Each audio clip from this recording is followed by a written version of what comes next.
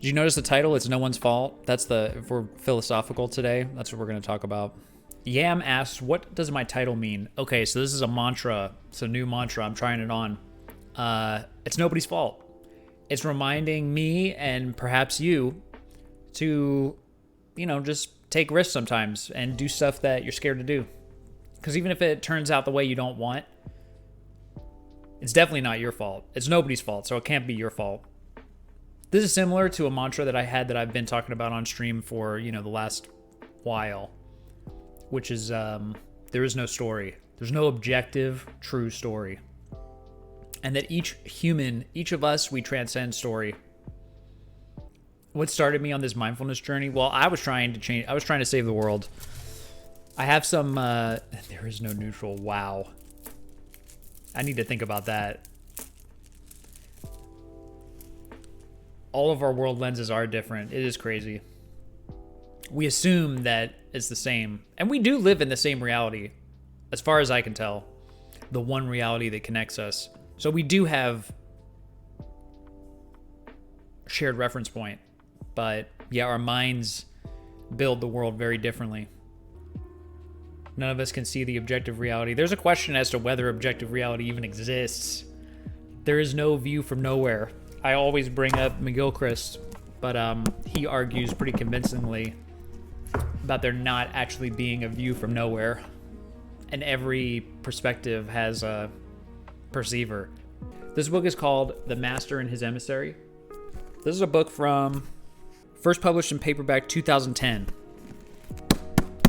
2010, this is a rigorously studied and researched book about the brain hemispheres. I've been talking about it every stream, and whenever I talk about it, I mention that I've been talking about it every stream.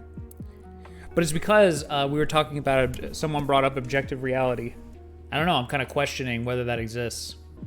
Disco Man thinks it's really hard to word an ideology without it being massively misinterpreted. Yes, Disco Man, the one of the reasons for that is that it's possible that the world is just one big whole, and using words as our strategy to describe things by breaking things up into small disconnected pieces.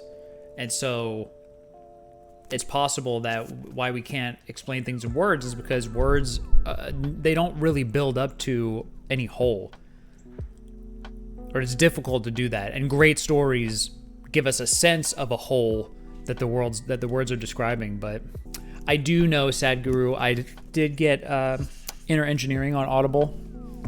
I don't know Derrida, and I haven't read too many philosophers, but this book does go through sort of like a history of philosophy. So, I know some people's ideas through McGilchrist.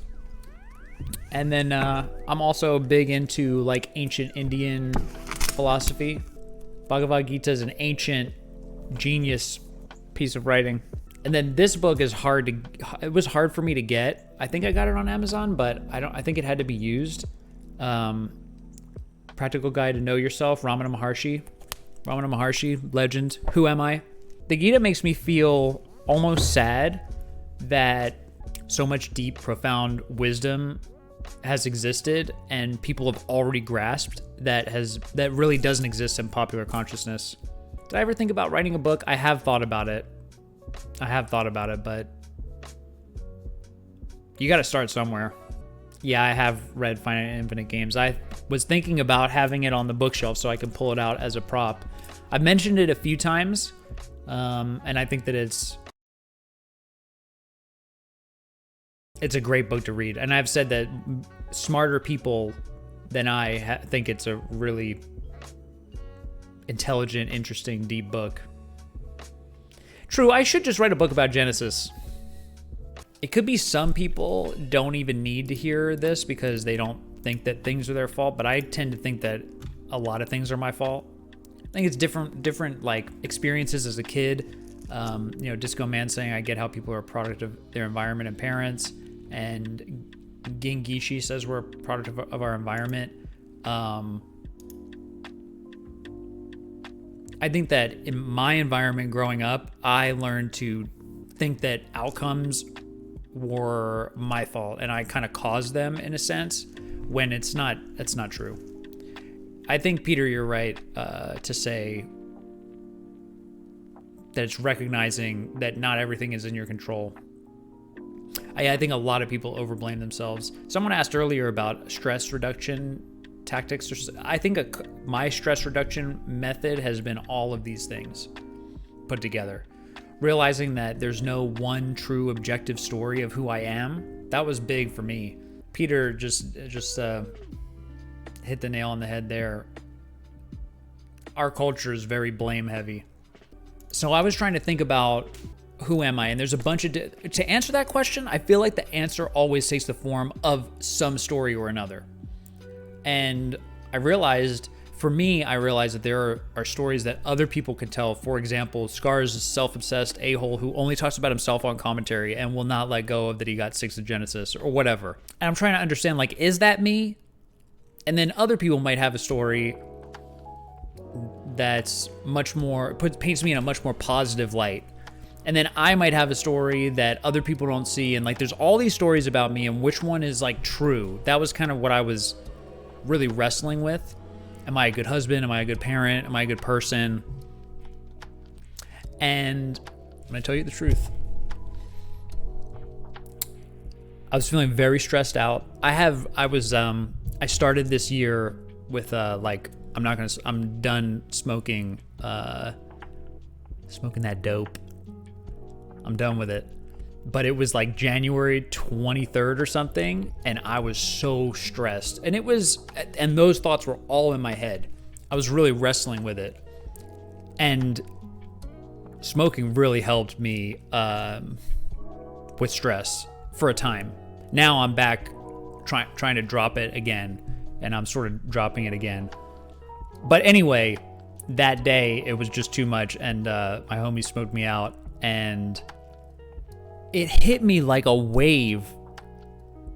Like 2 hours after that, I just realized that the words that came to my mind was, there is no story.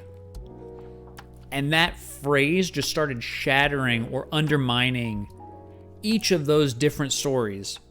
Anyway, here's what I realized, that each story points to me, but none of them touch me. None of those stories are you. You transcend all those stories, but each of those stories refer to you, but you're not captured by any of them. There's infinitely more to you than any one story.